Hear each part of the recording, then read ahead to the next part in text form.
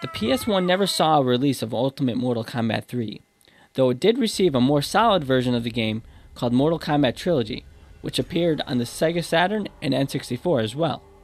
Mortal Kombat Trilogy was a compilation of all the Mortal Kombat games before.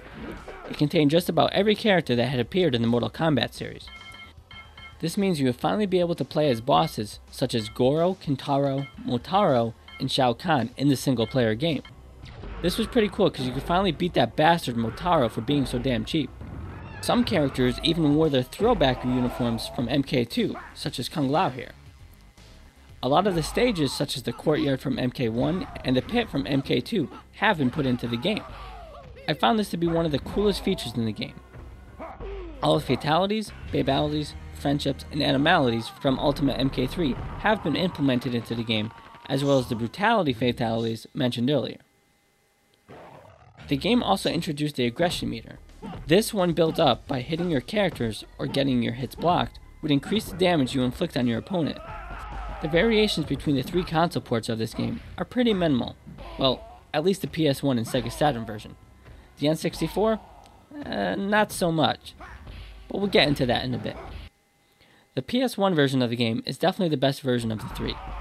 Loading times are relatively quick, graphics and sound are near perfect when compared to the arcade version of Ultimate Mortal Kombat 3, and the controls are very responsive with the PS1 gamepad. All the characters are available from the get-go, with no codes needed to be entered. The Sega Saturn version, while having slower loading times, is vastly improved over its Ultimate MK3 port. No more loading prior to doing fatality, and the loading in between rounds has been sped up.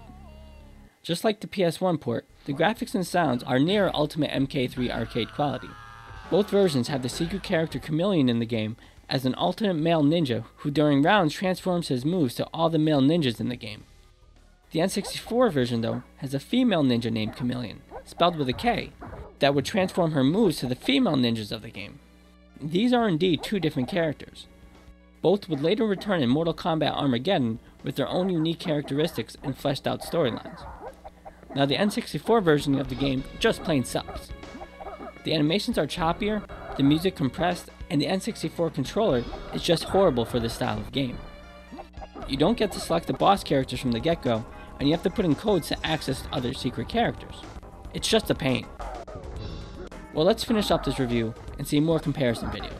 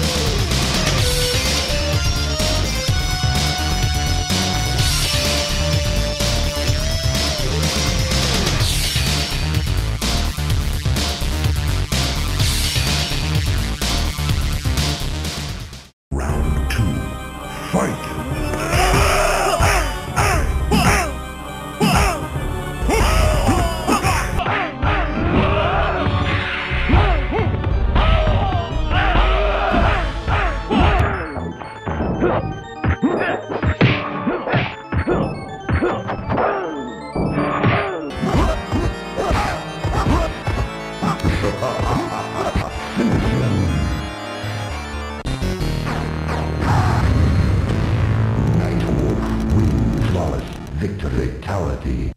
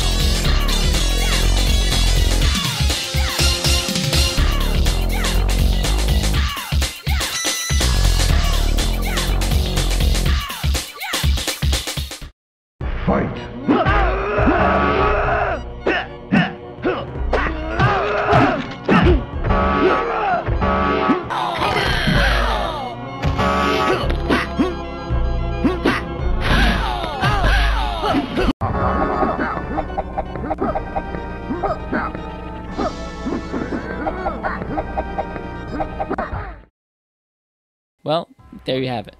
There are a ton of variations between these ports, but if I were to go through them all, this video would be like an hour long. The Mortal Kombat series will always remain very special to me on a personal level. Many of my friendships of childhood developed by having friends over and kicking their asses. It made popular the word fatality, proved to me that you can make fun of death, and showed me that you can successfully spell any C word with a K.